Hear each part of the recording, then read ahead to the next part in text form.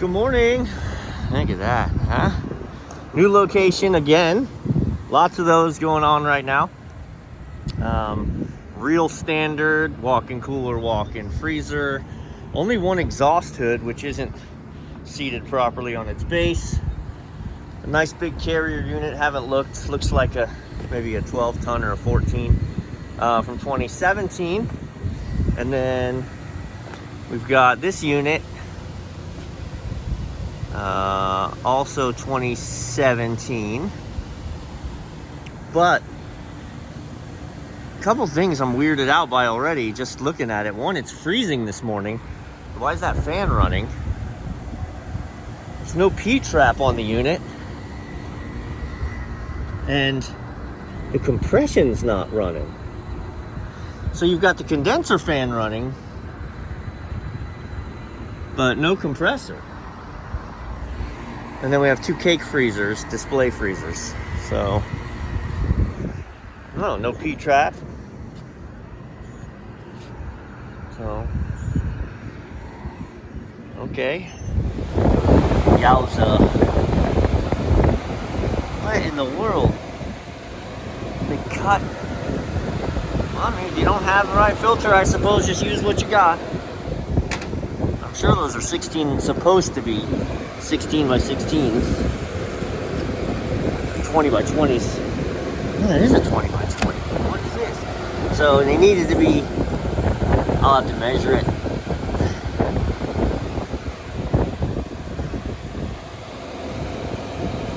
By 24s or something. Get the tape.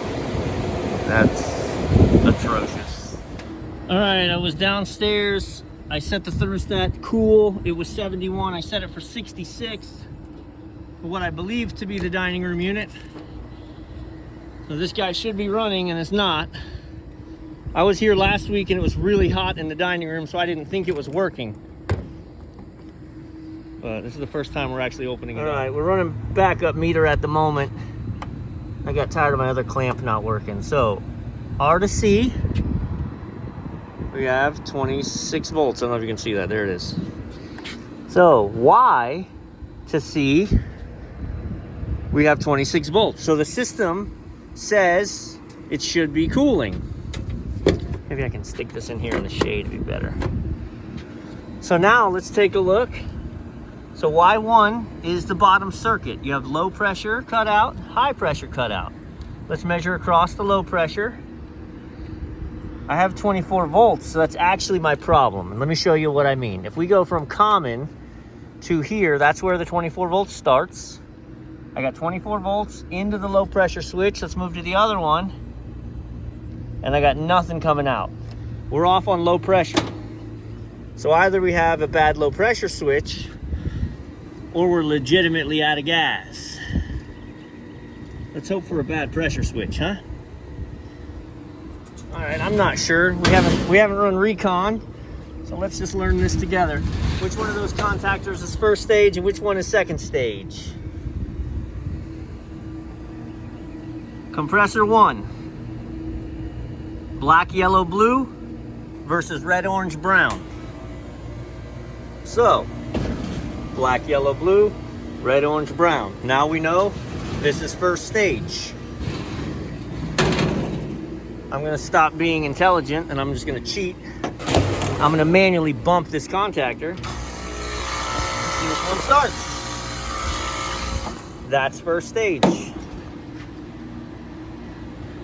So, for the benefit of everyone involved, let's do that. Okay, so since we know this is first stage, then we know this is our affected pressure switch. And here's where we're gonna hook up our stubby to see what our pressures are. Oh man. the leak's on the high side. The low side drew into a vacuum and it's still in a vacuum.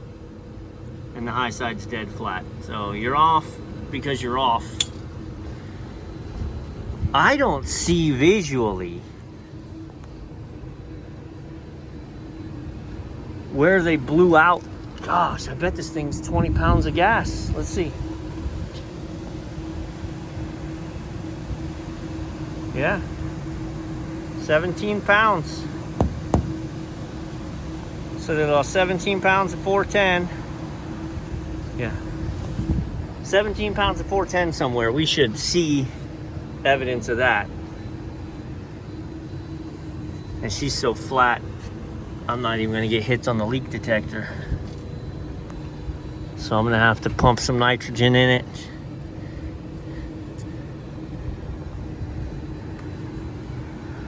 Oy, this wasn't on the agenda today. Let's go give it a look over there.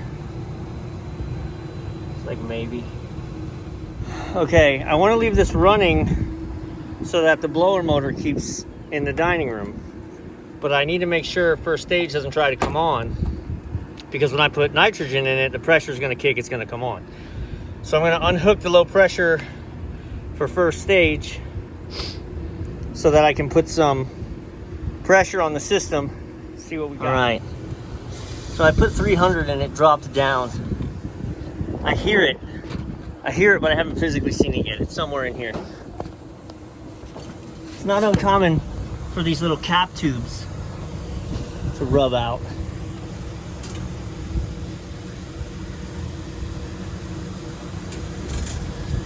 Oh. Hang on. Right there. Right there. Oh no. So it looks like we got a cap tube rub out right there. So that's a cap tube to the TXB. I'll have to look and see if it actually penetrated. And we may have to get rid of that as well. Although that's not actively leaking. But this is in a beautiful spot. This is in a beautiful spot. I can just cut that out, put a coupler on it. Bada bing. All right, let me get the pulley. Pull this fan off. All right, now that we're actually in here, you can see it was the cap tube. All right, well, let me go get the cutters, torches. I already brought the couplers up. Good times. If you didn't see this last time, it's big bucks, man. As far as pullers goes, it was an investment. But look at it. The hub just goes right over any hub. Bolts down, pops right out. Like, I just got tired of fighting with getting them off, penetrating, waiting, and man, just, you know, you take what should be a 20-minute job, it takes you an hour and a half. So, yeah, man, worth it. There's your leak. This is what cost you 17, 18 pounds of Freon, and all this labor. Somebody not making sure that the cap tubes weren't rubbing. Happens on these units. When we PM them, we try to make sure everything's isolated. You can see right there, rubbed on that also. So, all right, well, that's gonna work. Put a coupler on there. Let's get it cleaned up.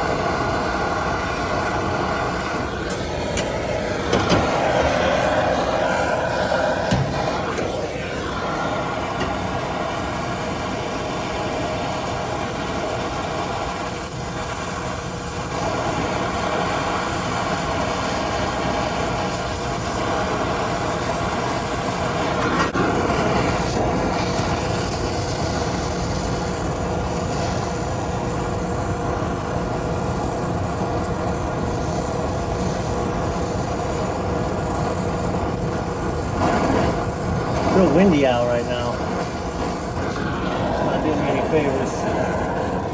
There's a little oil dripping out of it. So we got the flare up.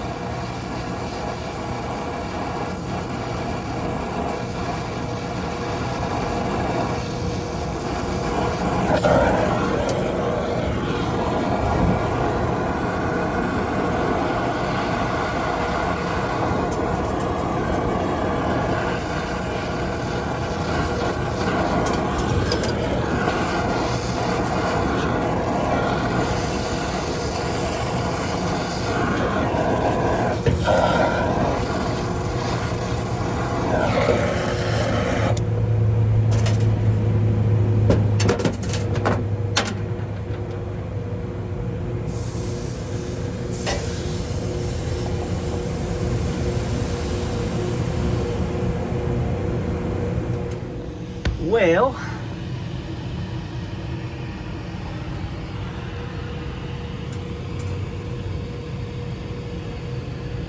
I'll grab my mirror, stop using the phone. Yeah. She's closed. And of course, chasing it back. Of course, it's that dryer, the one that's gonna be a pain to get to. Can't be that one. So obviously we're changing the dryer too since we had to torch it. All right, I got 300 PSI on it. I got no leaks at the dryer. No leaks at the dryer, no leaks at the...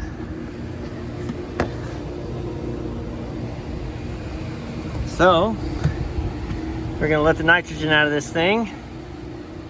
Get the vacuum hooked up. Let that start while I start working through the rest of this unit. Oh man, look. I gotta go get it. It's a whole rod. All right, we got her down below 400 microns and we're holding, so that's good.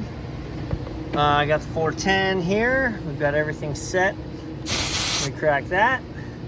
Then we're gonna tear the scale. That way we're weighing what's in the hose already. All right, and we'll open that up and we're gonna lead it in nice and slow through the low side.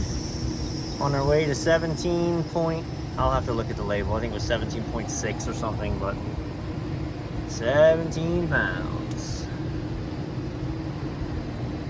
All right, so I shut this down just so I could video for a second.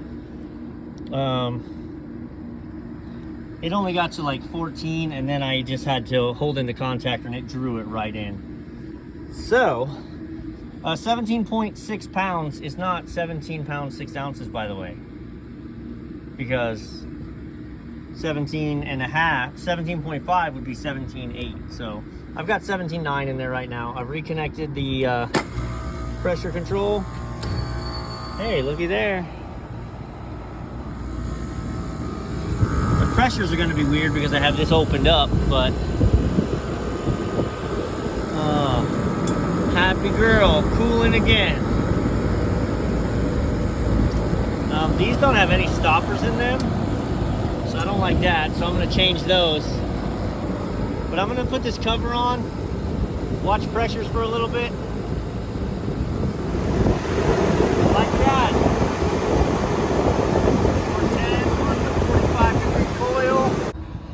For those of you that aren't out here doing it and just watching, I'm a minimalist. You gotta lug all this junk up to the roof for a Freon leak. And this isn't even my tool bag. My tool bag's still over there because I'm working on it. Yeah, up and down with the rope.